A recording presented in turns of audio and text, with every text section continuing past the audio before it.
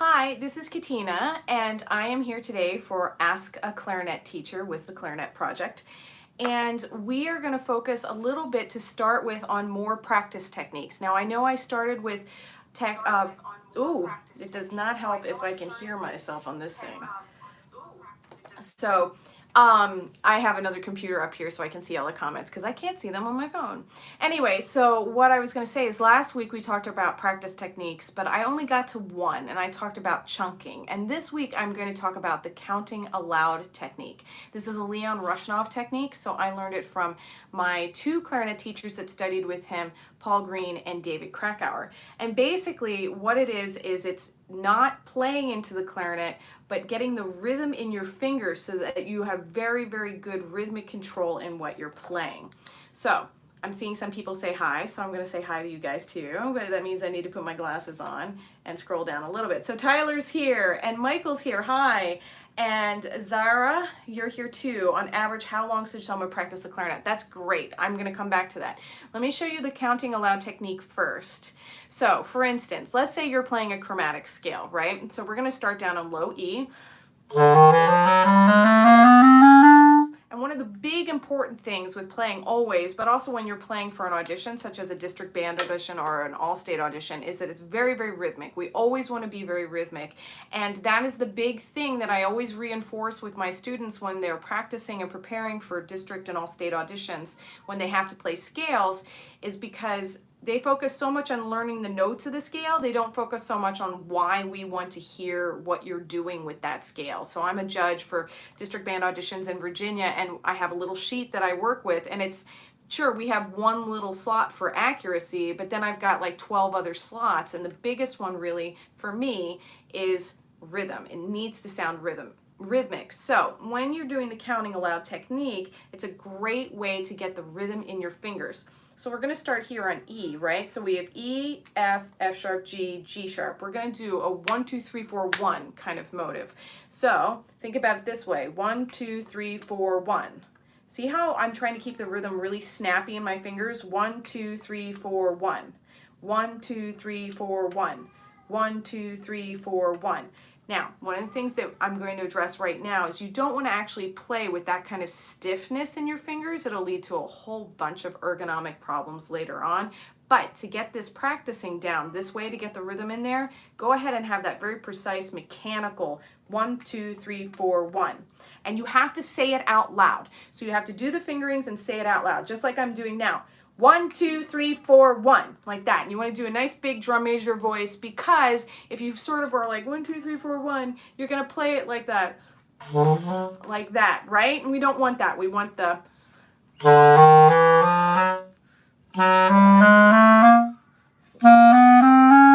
and I like to do this in chunks, like we were talking about last time. 1, 2, 3, 4, 1, 1, 2, 3, 4, 1. 1, 2, 3, 4, 1, and then put it all together. 1, 2, 3, 4, 1, 2, 3, 4, 1, 2, 3, 4, 1.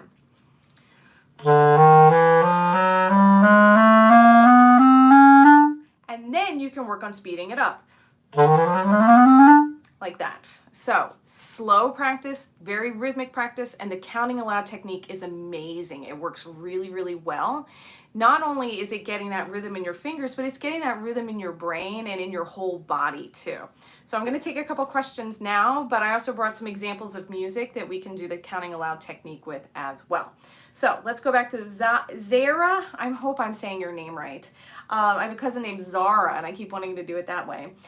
So your average is you're asking, on average, how long should someone practice clarinet? So this is a really good question, and it all is very personal. So it depends on you, and it depends on how you practice.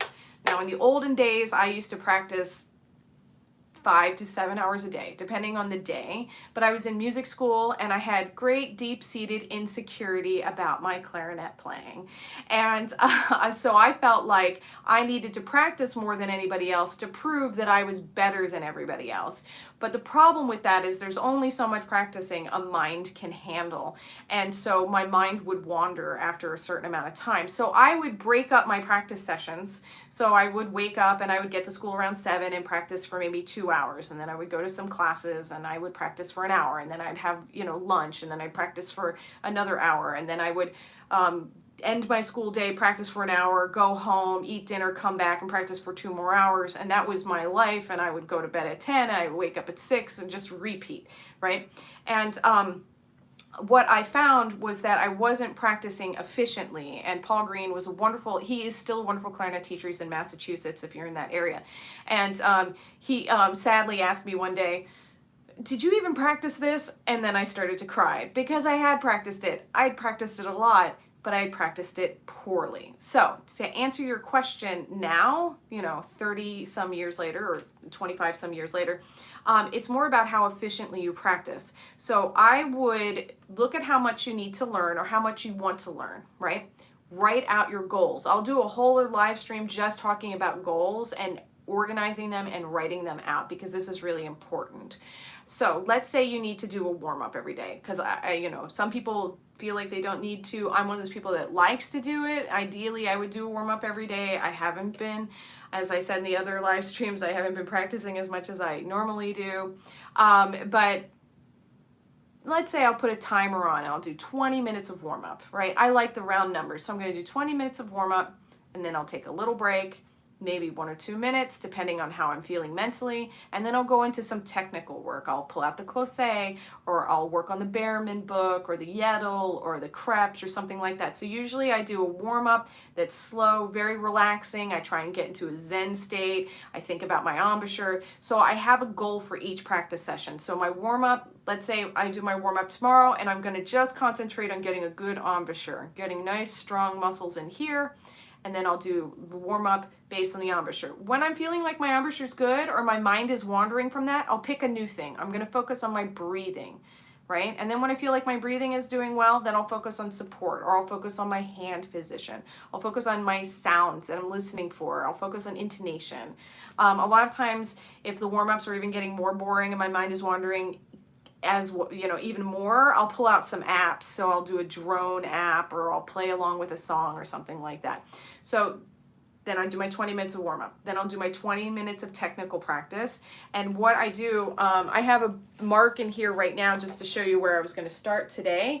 But a lot of times I will just put the timer on for 20 minutes, and I'm working through the Behrman book like I'm reading a regular book, right? And so I'll put bookmarks in there. I'll be like, okay, this is where I stopped today. My timer went off. I'm going to take a break.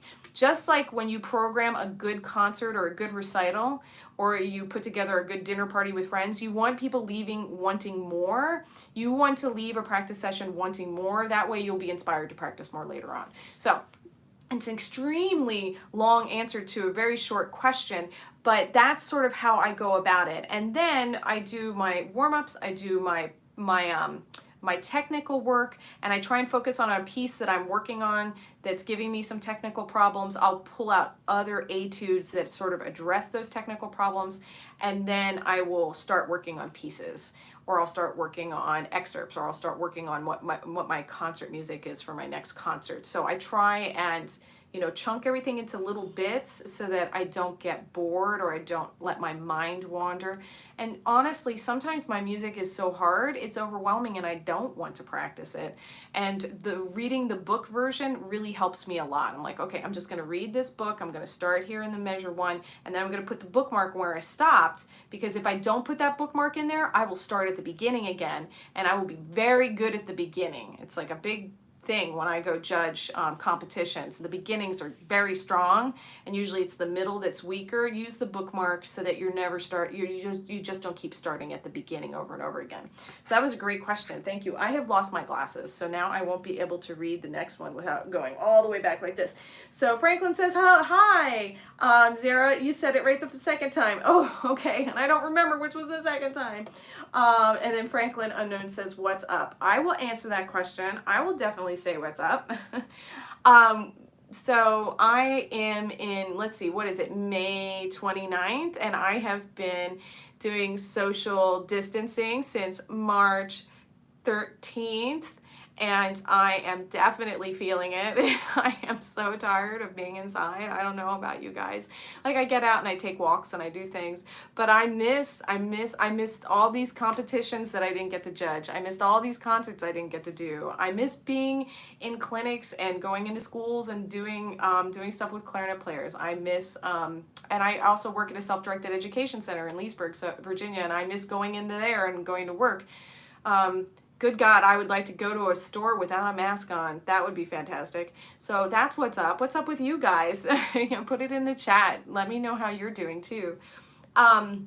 And so I'm going to pull up my music so you can see it. I want to give you an example of using this counting aloud technique in just a piece of music. So I used it before, so I'm going to use it again. I actually was going to pull out something new, and I thought, you know what, I'm just going to keep with the Rose etudes, the Rose 32 etudes, and this is the very first one. And I found my glasses. All right, so I'm going to pull it up here so we can see it, and I'm going to pick a technical spot. And I'm going to talk to you about how I usually analyze something like this as well. Because, like I said, I want to keep my practicing as smart and as efficient as I possibly can. So we're going to start right here. And one of the first things I do is, obviously, I'm going to look at that and I'm going to go, oh my gosh, 30-second notes, panic. But don't panic, because we're an andante. So it's not that fast. And then I'm going to feel it in the eighth note pulses until I get more comfortable with it. Okay, and then I'm going to look for any patterns in there. So I'm going to come around. Remember last time where I said I feel like I'm a preschool teacher?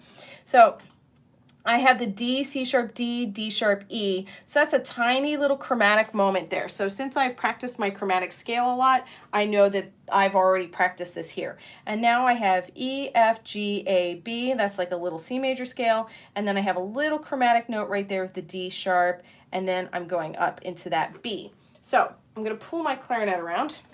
I'm going to see if I can get in here so you can see this counting aloud technique. So I have, if I start on the D, it's 1, 2, 3, 4, 1, 2, 3, 4, 1, 2, 3, 4, 1, 2, 3, 4, 1, right?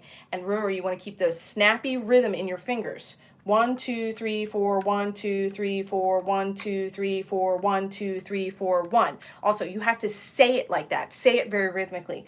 1, 2, 3, 4, 1, 2, 3, 4, 1, 2, 3, 4, 1, 2, 3, 4, 1.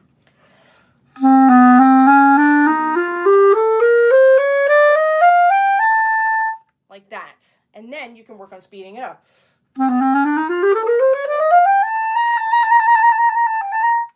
So that is the counting aloud technique. It is really, really, really useful. I don't know if anybody is on the live stream right now that has a copy of the Leon Rushanov books where he writes it all out for you. It's really, really good. They are out of print. So if you ever can find a copy of it and it's for sale, buy it. The reason why they're out of print is because of copyright laws. Because in the old days, you could just, print the excerpts, but then copyright laws changed and the excerpts were protected, so they couldn't be in print anymore and the books were pulled out of print. And it's very expensive to get the licensing to use some of these pieces. But the book is really, really good because it gives a lot of orchestral excerpts. So if you're learning orchestral excerpts, it's really good for that. Okay, so you found your glasses. Yeah, it's like a thing. I'm losing them all the time. I even have one of my coworkers gave me this really pretty necklace that has a circle here so that I can just take them off and loop them in there so I don't lose them. But yes, I have like 10 pairs of glasses all over the house. Yeah, and you really hope it can go back to normal soon too. Oh my gosh. It is crazy pants what we are living through, but we will have many stories for people, and I think it'll pass and we won't remember it the same way that we remember it now. But boy, is it a pain in our butts at this time. So I just wanted to talk about the counting aloud technique. Sometimes I get on these live streams and I have like 4,000 questions and I can't get to them all. And today seems like it's a little bit lighter of a day, so it'll be a shorter live stream. So thank you guys for coming. I just want to do a pitch for the Clarinet Academy that I'm doing. This is the first year that it's online. Normally it's in Fairfax, Virginia at George Mason University, and it's expensive to go to it because you have to pay for boarding. But now you don't have to pay for boarding, and you can do it from the comfort of your own home in your pajamas. And Ricardo Morales is going to be there, and we have Seth Keibel doing a jazz clinic, teaching us how to play some jazz. And then Ani Berberian, she's going to do Armenian clarinet playing and showing us a bit of that. Wes Rice, if you know him for his clarinet repair work and his barrels and his bells, he's going to be there. So when I was talking about this, and I'll release a video where I talked about it with Kathy Mulcahy, she's the other clarinet teacher there.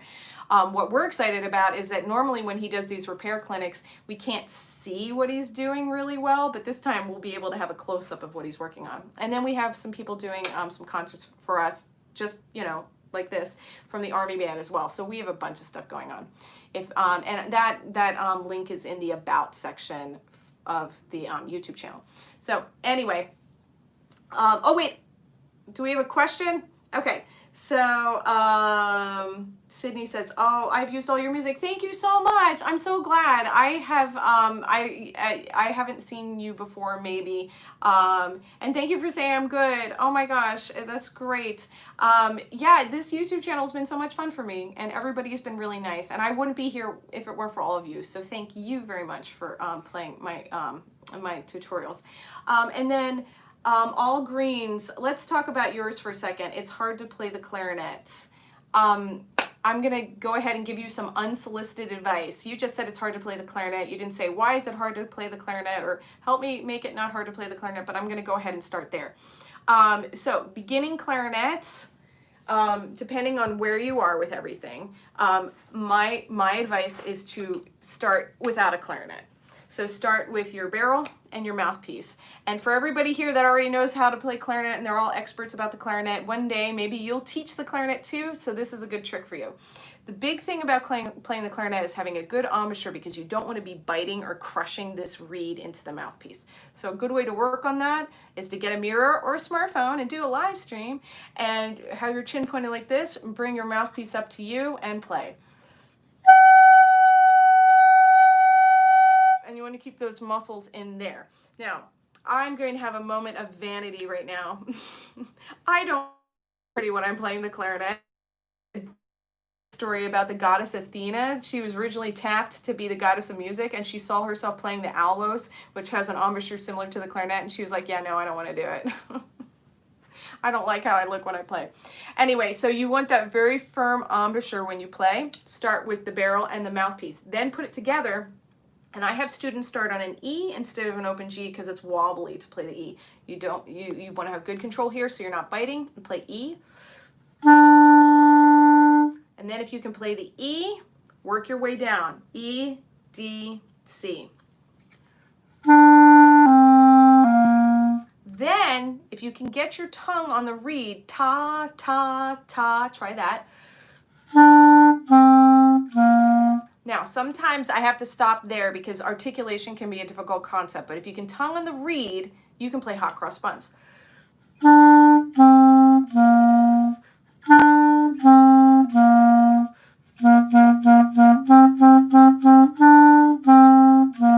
So if you can play hot cross buns, then move on to Mary Had a Little Lamb, and move on to Baby Shark, and move on to, I would say, start with the F major scale, but go down instead of up. And if you can work your way down into the bottom part of the clarinet, then you can play all sorts of fun stuff like the Star Wars theme that I have. So I have all the tutorials that I do organized by beginner, intermediate, and advanced. And the beginner songbook that I have is, I think, all below the break. So if you can play the E, D, C, and your clarinet's in good working order, you should be able to eventually play all those songs in the beginner songbook.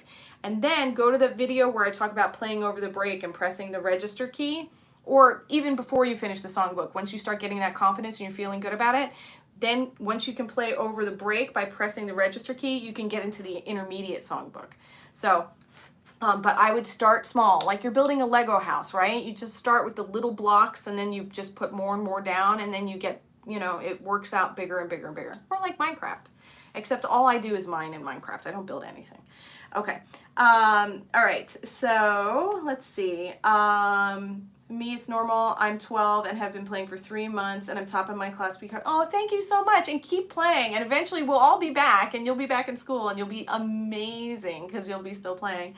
Yes, I saw the 3 months, and then it got auto-corrected to mouths again. Oh, 6 mouths. Oh, 6 months. Oh, 6 months is good.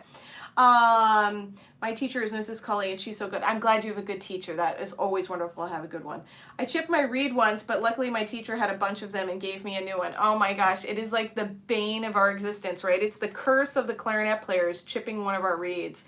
I am a little bit of a neurotic about the reeds. Not only do I have a reed case, that I carry my reeds in like this, and right now I only have 2 in here, but normally I have all 6 in here, and then I carry a box of unopened reeds with me, or like reeds that I haven't tried out yet, because I have to have many reeds. Yeah, the chipping of the reeds is the worst. But you do know, depending on where you chip it, you can just adjust your reed a little bit on the mouthpiece, and you can still play on that reed if it's an emergency situation. Okay. Evangeline, Sydney says same. Okay, Evangeline says, hi, I feel like I'm not good at the clarinet. Do you think that I could have a future in clarinet? And Trap Music says, hey, and I say, hey. It depends on what, well, this is hard because I don't know your clarinet playing, and I don't know how you're defining a future in clarinet. So, you feel like you're not good at the clarinet, but that's relative, right? So my gosh, I feel like I'm not good at the clarinet, and you guys are also nice and say I'm good at the clarinet, but I'm not good at the clarinet compared to Martin Frost. And if you don't know who he is, go look up his channel. He's amazing. He's just an incredible player. If you really want to feel bad about yourself, go ahead and look up Julian Bliss playing the Messager Solo de Concours. I think he's 11, maybe 8 when he's playing it. So we all have different levels of what good is and what it means to us and what our personal goal is, and sadly who we compare ourselves to. So my advice is don't compare yourself to other people, and you are good at the clarinet. We all have our worth. It's just where we want to go with it. So instead of, for me, a big thing was not comparing myself to other people, but just making goals, like I was talking about earlier with practicing, making personal goals for me as a clarinet player. I would like to be able to circular breathe, or I would like to be able to play this particular piece and get to that with my goal, and always just sort of pushing myself more and more and more and more. So yeah, it's hard to define good, right? So if I knew a little bit more, then I could give you a little bit more insight about a future in the clarinet. And then the next question is future. What does future mean? Because does future mean you're going to play clarinet for the rest of your life, joyfully and happily, and in local bands? Are you going to be playing gigs? Are you going to audition for an orchestra? Are you going to audition for a military band? Are you going to try for a solo career or chamber music career? Like, what does a future in clarinet mean? Because all of us here love the clarinet, right? You wouldn't be at this channel if you didn't. And we all have different goals of what we want to be doing with the clarinet and what our future looks like. I mean, there was no internet when I was, in high school, and so if somebody said, "Oh, you're gonna have a future playing, tutorial videos for people on a tiny TV they can hold in their hands and play whatever they want it, whenever they want it," I'd be like, "What are you talking about? Star Trek?" So that would, so it's also hard to gauge what the future is. So please elaborate a little bit more on what good is and what future is, and so I can answer that question a little better. Okay.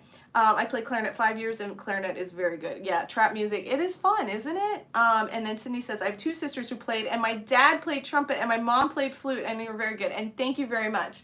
And trap music, you're cracking me up. Yay. Okay, my husband plays the trumpet. It's like this clarinet trumpet thing that keeps happening. There's always a clarinet trumpet pairing. And if you have 2 sisters who played the clarinet, and you play the clarinet, you guys totally have a trio, which would be really fun to do. And actually, the trumpet's in B flat too, so you could play with your dad. And then your mom's just gonna have to transpose everything down a whole step. Why make 4 people transpose up to her? She can transpose down to you.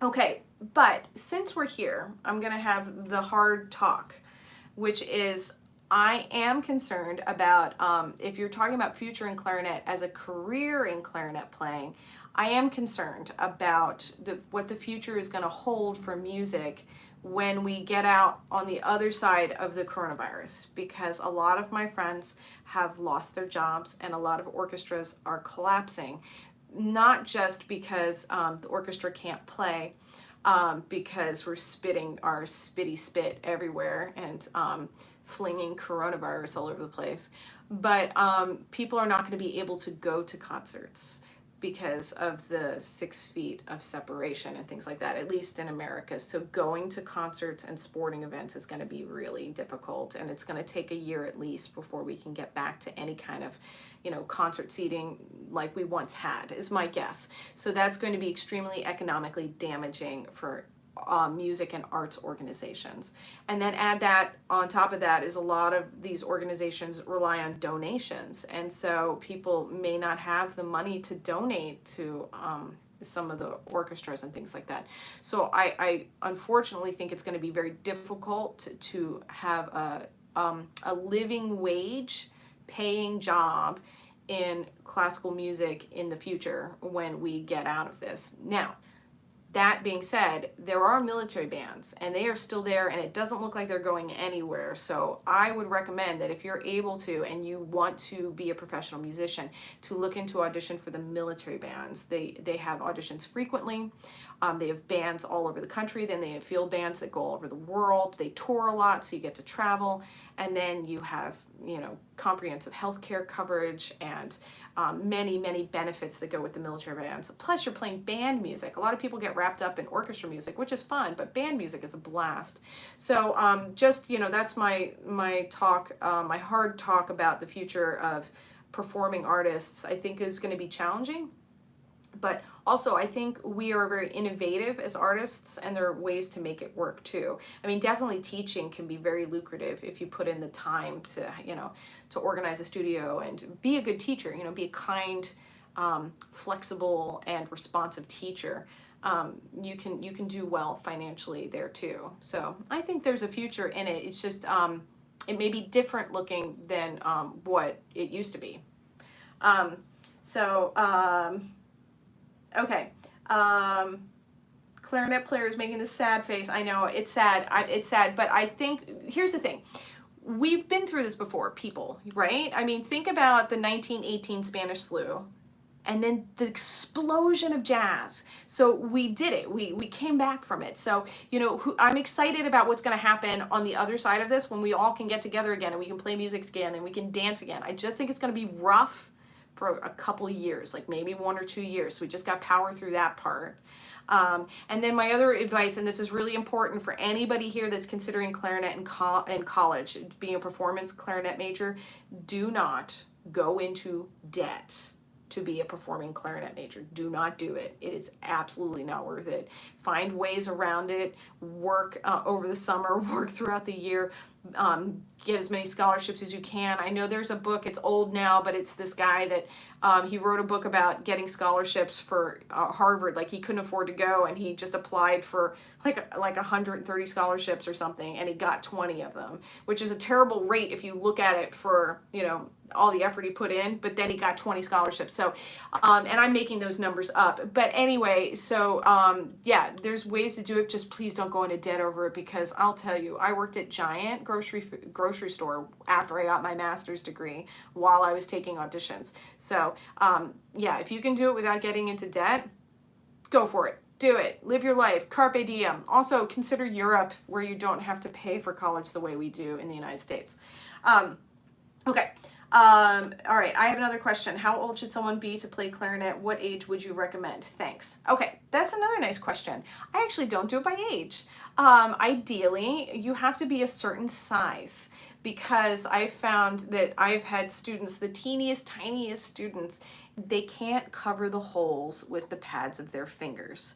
So as long as you can cover the holes with the pads of your fingers and hold the clarinet, you're good to go. Now listen, let's say you really love the clarinet and you don't want to wait that long, and I've met those people too. then there's ways to work around it. It takes a little bit longer, and I focus with those students and just on the top hand for a while. And I have, in a desperate, not desperate, but in a burst of creativity, there are other teachers that do this too. I've had them hold the thumb rest like this for a little bit, but usually that ends up being very uncomfortable and they slip into a natural hand position anyway. Don't be afraid to, if you're really little or you have a student that's really little, put a bunch of books or a stool underneath their feet if they're sitting in a chair so that they have more stability in their body, or you can have them stand up and play. There also is a clarinet that has the keys covered like a flute, right? And so that way you don't have to worry about covering the holes with the pads of your fingers because the pad under that key is already covering it. The challenge with that one is that clarinet is heavier. So one, but then you lose the other. There's another option, and this is what Larry Combs did. He was the principal clarinetist of the Chicago Symphony for many years. He played the E-flat clarinet when he was really little because he really wanted to play the clarinet, and his teacher was like, well, then let's give this guy a little clarinet. So the E-flat clarinet is really tiny, and that's what he learned on first until he was he had grown enough to move into a B flat. So, but I feel like if you have the desire to play, just go ahead and play. But if it's physically challenging for you and you're not getting the notes, your fingers to cover the holes and you can't do one of the other options, I would start with another instrument first. Start with recorder, start with violin, start with piano, do one of the other ones, and then you can come back to clarinet when you're just a little bit bigger. But that's a good question. All right. So these were great. Right at the very end, right when I'm like, I'm done here, everybody's like, but wait, I do have questions. So if you have any last minute questions, put them in there now. Otherwise, I'm going to sign off. And it's always good to see everybody. Stop motion video says nice. I do hope you have stop motion videos. Oh yeah, stop motion video says, don't forget to subscribe to me. And then I have the option of showing or hiding that because this whole YouTube thing, like, they don't want you to promote your stuff, I guess, on other people's channels, but I'm going to go ahead and show it. So if people want to sub to stop motion, you can. And it looks like that's where we are. So thank you for coming, and thank you for all of your, all of your really enthusiastic and helpful feedback. I'm always grateful and appreciative of it, and have a lovely weekend. I am also doing an unboxing tomorrow of some Bakun mouthpieces. They're in this box right here. So if you want to come to that and hear some mouthpieces and hear about some mouthpieces, I'm going to play them, but I'm also going to talk about what to look for in a mouthpiece and how to pick out a mouthpiece so that when you pick out your mouthpiece, you have some tools in your tool chest. All right. Thank you very much, everybody. Bye. I'm trying to turn it off, and I can't. Bye, Tyler. Oh, what time? 3 p.m. Eastern Daylight Savings Time. Good question. Thank you. All right. And it's on my YouTube channel, too. It's a scheduled live stream. And I put it in the little community post, too. Thank you. It's always helpful to know what time it's at. Bye.